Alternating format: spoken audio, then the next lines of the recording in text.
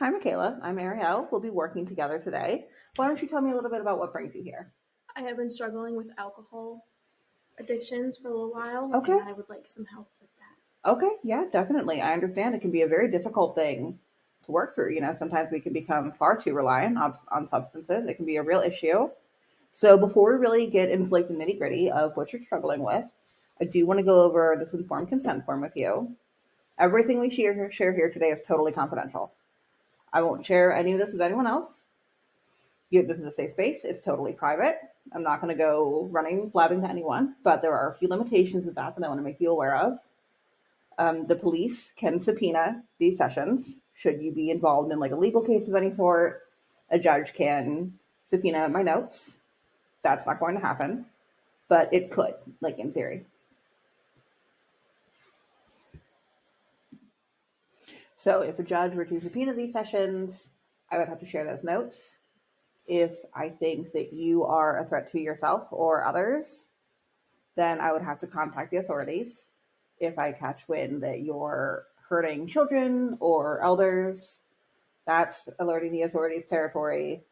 If I think that you're going to hurt yourself, I will have to, take steps to prevent that from happening. Because ultimately, our goal here is to keep you alive, happy, healthy, safe. If I think there's something going on that's going to be very detrimental to that, then I have an ethical and legal obligation to step in and address it. So I'm going to give you some stuff to sign that includes all this. But if you are not currently sober, if you're under some sort of duress, then these are things that you cannot sign away. So it's very, very important that, when you sign these things, you have a clear, sound mind. Have you consumed any alcohol recently? Are you currently sober? I am currently sober. Okay, excellent. So at the end of this, we'll go ahead and sign those forms. And then we can make sure that we're all on the same page, because there are limits to these things, but my utmost priority is making sure that you feel safe and secure, and you know that this stays here. All this stays here. So if someone comes to me and starts asking me questions about you, unless they have some sort of legal right to that information, I don't have to share anything with them. That is entirely your call. If you would like me to speak with someone about you, I certainly can. If you want to bring someone else into the session, I certainly can. A lot of clients, they like to bring in, a partner or a parent or someone that they're struggling in their relationship with. But that's not going to happen unless you want it to. So it's very important that you know these things so you know that you're safe here. Okay. So that basically covers our confidentiality. Everything is confidential, short of me thinking that you implying or overtly saying that you are a risk to yourself, a risk to others, you're abusing someone, you're hurting somebody, or you're going to hurt somebody. If I think you're about to go throw yourself off a cliff, I have to do something about that. Can't just let that slide. So a little bit about me. I have a master's in social work, and I'm a certified alcohol and drug counselor. I've been doing this for about 10 years now, so you're in very good hands. Why don't you go over a little bit about what you're struggling with? So my issue is when I'm around alcohol, at times I can control myself and not drink it, but once I start, I don't stop. And then I will go on a binge for a month of constantly being under the influence. Mm-hmm. And yeah, that's my main issue. It's a real problem. It kind of things can kind of snowball a little bit, and before you know it, you've gotten completely out of hand, and your life's a wreck. On the right track there. You made some bad decisions. Yeah, it's not ideal. I know, but it's very common. A lot of people struggle with these things. Life is really stressful, and we don't have a good mental health safety net here in America to help people cope with these things. You combine that with a culture that really encourages excessive drinking and alcohol use. Everyone is out there drinking. You have a hard day, you go get a drink. Everyone, there's a lot of pressure. And it's seen as a very social activity. So you go to a bar, everyone else is drinking. So it's really, really easy to fall down that rabbit hole and to find yourself totally out of hand. It's a real issue for a lot of people. So you're very much not alone. Are you doing anything on your own to help mitigate that aside from this? Like you go to AA meetings? No, I do not. Okay. Do you consider yourself an alcoholic? I do. Okay. That's honestly an amazing first step. Just acknowledging that there's an issue there at all. A lot of people really struggle with just that first step. They don't want to come to terms with the fact that it is a problem that needs to be addressed. It's hard, that kind of self reflection. It's very difficult. So that is awesome that you even started there. That's a much harder thing to do than people think it is. And I give you a lot of credit for that because a lot of people really struggle with even admitting it. So I have worked with a lot of people who struggle with addiction, and I'm specialized in trauma as well. I have a lot of trauma informed training. Do you feel like you have trauma that might contribute to your alcohol consumption? No, I just have like a background, like my family Hmm. comes from a whole background of alcoholics. Well, there is a genetic component to these things. And, if you're raised seeing adults use alcohol to cope with difficult things, then that's what you're raised with. That's really all you know. As parents, it should be their job to teach you healthy coping mechanisms and healthy ways to handle stress. But a lot of parents come up very short in those areas. They use alcohol to cope. So that's what you grow up learning. Were you young when you started drinking? 13. 13. Yeah, that's very young. And, as such, you kind of train your brain to think that like this is what you do. This is what you do when you're stressed. This is what you do when you want to unwind. This is what you do when you're with friends. And like you said, once you pick up that first drink, it's really hard to stop because once you stop, you have to like look at the cold hard light of day and come to terms with like what's been going on. And that's really hard. It's a lot easier to just stay drunk. You don't have to cope with a hangover if you just don't stop drinking. So it's really, really easy to fall down that rabbit hole. And when you see everyone else using it to cope, it's natural that like you're going to go there too. So I think what we can accomplish here is teaching you some healthier coping skills, things you can turn to before you pick up the drinks. Okay. And, we're not going to jump right into 1000% eliminating alcohol from your life. I don't think abstinence only is the best tack for struggling with addiction. I think first off, it's not safe. Withdrawal from alcohol can be very, very dangerous. It really does need to be supervised by a professional. But also, it's not practical. It's not realistic. You're not going to be able to just be like, oh, done drinking now. Because if you could do that, you wouldn't need to be here. So we're going to help you learn some coping mechanisms that are going to give you another option. What I like to do when I want to lean towards something unhealthy to cope with stress is I tell myself that if nothing else is working, I can go there. But first, let's try these things.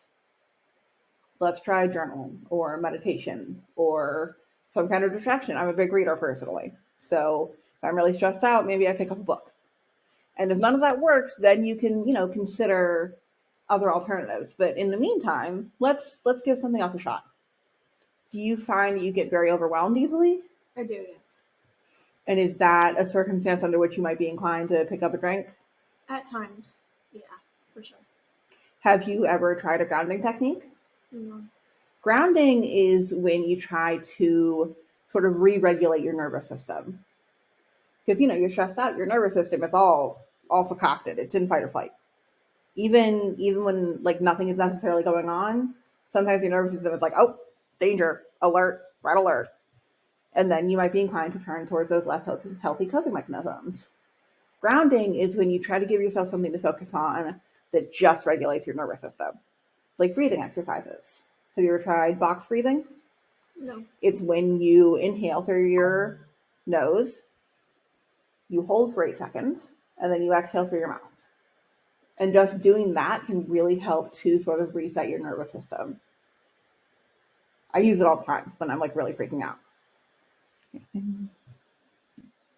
All right, so now that we've discussed a few basics, I want to talk about the benefits versus the risks. Because there are, anything you do, there are going to be risks associated with it. You could wind up, disclosing something you didn't necessarily want anybody to know. Obviously, we're sharing very vulnerable information here, and it's difficult. Sometimes you can wind up dislodging something in your brain that you were not ready to have dislodged. And it can be tricky. Or you can wind up, possibly being committed to a psychiatric ward when you didn't really want to. That's a worst case scenario. I have to be genuinely very afraid that you're going to like seriously hurt yourself immediately before I would ever contact anyone and talk about having you involuntarily committed. It's not something I'm eager to do. So like it has to be rough before that's something I look into, but it is a risk you're taking. You're choosing to share some very vulnerable information with someone. And like discussing confidentiality, by sharing these things, if someone legally comes to me and says, I need this information, I have to give it. So there are risks, but there are also a lot of benefits. You can learn healthier coping mechanisms. You get a neutral voice of support, because while I absolutely encourage, going to your friends, going to your family, having a strong support network, I think it's very helpful to have someone who's objective. I have, aside from caring about you as a client, of course, I have no skin in this game. None of the life decisions you make are going to have like a serious impact on me. So my only goal is to help you get better. So I'm very neutral, I'm very objective. So there are some risks, but I think the benefits really outweigh those risks. This is also a great place to unpack trauma. It's very safe, no judgment from me. I'm very person-centered. I fully believe in unconditional positive regard, which is where you believe inherently that your client is a good, worthy person who's just doing their best. Judgment-free zone. Whatever you tell me, I'm not here to give you a hard time for it. I'm just here to help you through it. So whatever you've done that you might not be super proud of, you're not going to get anything from me about it. I can also help you with resources. I can help you, if you so decide, find a rehab. I can help you find an AA meeting if that's something you want. So there are definitely other resources just outside of this that can help you on your path to recovery. But ultimately, you're already on it, the path to recovery. You made the decision to get help.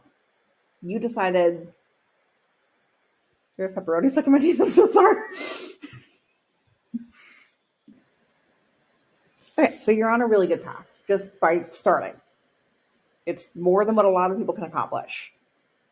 And you're young, so you knew early on that like something needs to change. I'm very proud of you for that.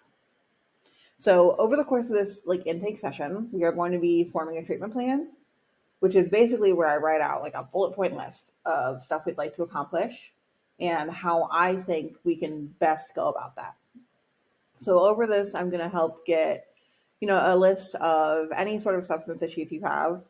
And while I am not a medical doctor and I cannot prescribe, we do have a psychiatrist here at the facility that I will collaborate with to help them pick out some psychiatric medication that might work for you if that's something you're open to. You don't have to do anything you don't want to do. If you don't think psych meds are a path you want to go down, I'm certainly not going to make you. Would you be open to something like that? Yes. Good. Because, if there's a chemical imbalance in your brain causing you to resort to drinking, maybe you do suffer from like clinical depression. That's a chemical imbalance. There are medications that can help with that so that you don't feel so overwhelmed by life and that you don't need to drink to deal with those feelings of overwhelm. Things like antidepressants or anti-anxieties. I'm not a big fan of benzodiazepines myself, things like Xanax. I don't care for that. If you do get them, don't mix them with alcohol, ever. Absolutely 100% do not. It could slow your heart down so much that it stops. It can be very dangerous. Don't do that. But psych meds can be very, very helpful. Here we like to prevent things like anxiety and depression rather than just like try to deal with them after they happen. It's much easier to just have it not happen in the first place. So we will form a treatment plan where we talk about some tactics and your history of mental health, substances, trauma, things like that. Sometimes people have traumas, they don't even recognize the trauma. Someone once told me that trauma is anything that negatively alters your worldview permanently. If you did see your parents, drinking a lot, that's trauma. Because that really impacted how you viewed the world and how you experienced relationships with people. You saw your parents using a really, really unfortunate coping mechanism. That impacts you. The things that happen in your childhood, they have a lasting impression for better or for worse. So a lot of people are walking around trauma that they don't think is trauma. So we'll help you process that and unpack it. It won't always be easy. Therapy is hard. It requires you to take a good hard look at yourself and hold yourself accountable along with holding the people in your life accountable. It's not an easy path, but it's the right one. And if you're willing to put in the work, I think we can accomplish a lot. It's not an easy fix. It's not a quick fix. It's not overnight, but it'll get you there. And ultimately, I think it can make your life much better. Do you have any goals that you set for yourself by coming here? Is there anything specifically you would like to accomplish? I would just like to help, like, not return to alcohol after this is done. I want to be done with it completely. Okay. That is my main goal. Okay. That's a lofty goal and I respect it. It won't necessarily be easy getting there. Alcoholism is very tricky to overcome, but it's not impossible. People do it every day. Every day people decide that they don't want to live like that anymore. They make that decision, they put in the work, and they get there. So it's hard, but it can be done. Hundreds of thousands of people have done it before, and so can you. Do you feel like you have a good support system? No. Okay, that's tricky, but you're starting one now. You got me. It's hard when, you don't have family that you can rely on. I understand. It's not easy. Do you feel like your friends drink a lot? My friends and my family do drink a lot. Okay. Do you have friends who you think would be willing to not drink around you? Yeah, a few. Okay. If you feel comfortable, would seriously consider having a discussion with them, telling them that you're trying to not, you don't have to tell them that you're thinking of stopping entirely. Just tell them that you're trying to cut back. And it would be easier if you guys could go do some activities that weren't related to alcohol. I think that's a really good place to start. Just trying to find a few people who you can socialize with without picking up a drink. Like I said, drinking is such a big part of our social culture. It's so embedded. What do you do with your friends? You go to a bar. It's hard to break away from that. But if you and your friends can find some activities to do outside of that, then you can kind of help to get your brain off of it. So, whatever friends you trust most, anyone you feel comfortable opening up to, because don't go to anyone that you don't feel safe or comfortable with. That's just not worth the risk. Anyone that you feel comfortable opening up to. Maybe see if they're willing to, do some stuff that's not related to alcohol. It's a tricky conversation to have and it requires some vulnerability, but if you trust there are friends that you trust enough, then maybe they can be that support system for you. It's hard when you don't have family, but you can pick your own family. If your biological parents aren't doing what you need them to do, or your biological siblings, you can find new siblings. There's a lid for every pot. There's a community out there for everyone. And, we also do group therapy here. I run some groups if you would be interested in that. And that would give you people with whom you've already got common ground. Because I do run a group for people who struggle with alcoholism. So if you were inclined to join that, you certainly could. We meet every other Tuesday at 6. You could join that, and then boom, you've got people who are already on the same page as you are with wanting to drink less or completely abstain. And I encourage people to, if you can do so in a healthy way, form friendships and see if you can kind of be that support group. Because, group doesn't last forever. At some point you have to graduate from it. But if you can find people within that group who you can continue to lean on each other, then everyone wins. It's very helpful. So something that is really integral to my philosophy as a counselor is meeting people where they are. I'm a firm believer that you're not just going to shoot up 8,000 levels in terms of your sobriety and everything. I have to come meet you where you are. I have to realize what your circumstances are, why you're there, acknowledge that. No one is actually better than anyone. No, you're not a better or worse person because of your relationship to alcohol. And I think that's really, really important to acknowledge because there's a whole lot of really snooty people floating around who will give you all sorts of garbage about health or whatever. And while, yes, of course, it's very important to care about your health, you're just a regular person trying to cope with life just like the rest of us.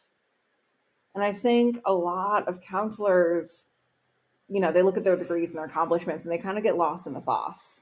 Mm-hmm. And they can develop a bit of a superiority complex. You're not going to find that here. I'm a regular person. I've dealt with a lot of my loved ones having substance issues. I've seen the kind of toll it can take on people. And all I really have ever wanted was to prevent that from happening. I know what it can do to families. I know what it can do to lives.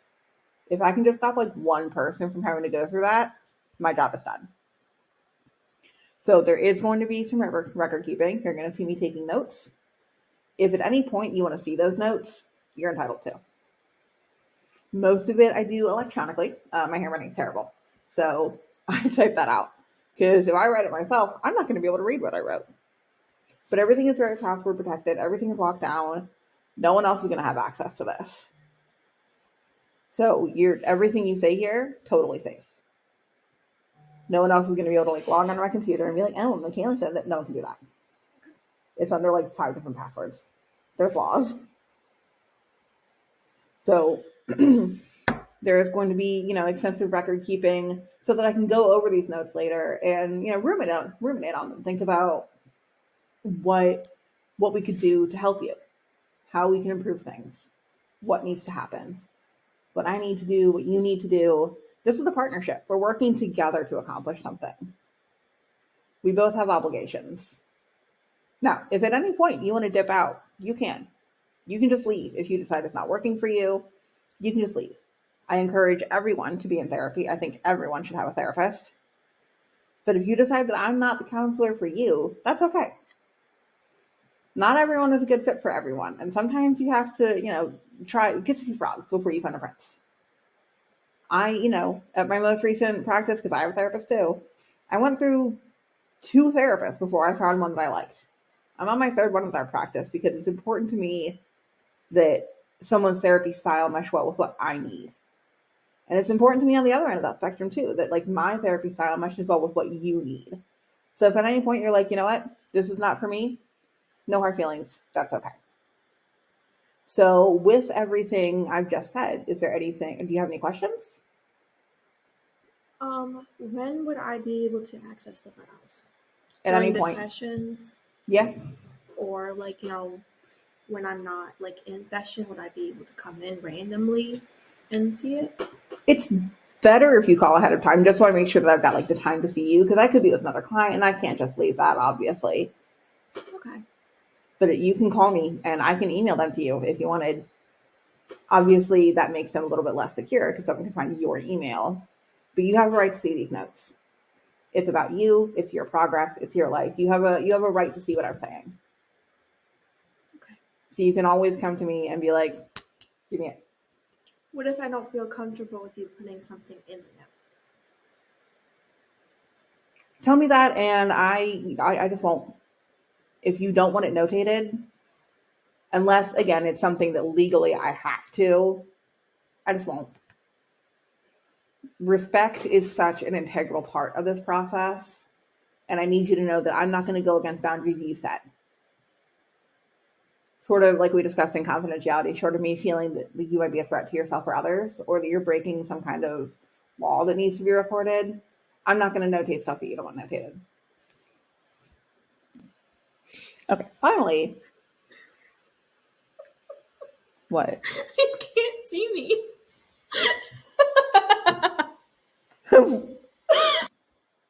So there are possibly going to be times when I feel the need to record a session if I think we're digging into like something really important with ourselves. Then I might feel the need to record a session. But if you don't want me to do that, I won't. It's really so that I can go back and really ruminate on what you've said. So I can like really think hard about how you're feeling and what you're going through. And it can help me better come up with a treatment plan. So I do it for your own good. But if you don't want me to, like I said, it's all about respect. I'll always tell you before I start recording. I will never do that without your knowledge. And if you don't want me to, just say so. Okay. Respect is the name of the game. Boundaries are important. Do you feel like you can set boundaries with people? Is that something you're comfortable with? No, it's something that I definitely need to work on. It's hard. It's really hard. Boundaries are a struggle. I struggle with them. because I tend to invalidate myself a lot. I'm not being reasonable. I don't need to set that boundary. I'm being a jerk. Do you do that to yourself? Yeah. It's hard when you've been sort of conditioned to put your needs second to others. When you've been through that, boundaries can feel mean. It can feel like you're being mean to someone. And that's not an easy thing to grapple with because it can make you feel like a jerk. You're not. Boundaries are important, but they're not easy to set, especially with someone that you really love or care about. You can feel like you're pushing them away or like you're telling them they're doing something wrong. So it's really important that we reframe that. And the people who really love you and respect you will be willing to have these conversations. And they'll respect the boundaries that you set. Okay. So we can definitely, over the course of our time together, talk about the healthiest way to approach these, when it's time to have that conversation with someone, what to do if it doesn't go well. Because it's hard, even with the people you love the most, even with the people who you feel love and respect and value you, it can be hard to draw these lines. So if you're ready to have those conversations, we definitely can. But I'm not going to push you to do something that you're just really not ready for. Are you going to help me strictly with my addiction or like my mental health? All the above. Because the two are intrinsically linked. Addiction doesn't happen in a vacuum. It is very frequently a symptom of poor mental health. No one wakes up one day and thinks, gosh, I'll become an alcoholic. My life is going fantastically. I have no problems. Guess I'll start problem drinking. No one does that. That's not how these things happen. It is usually a result of struggling with something that you have not come up with or been given a better way to deal with.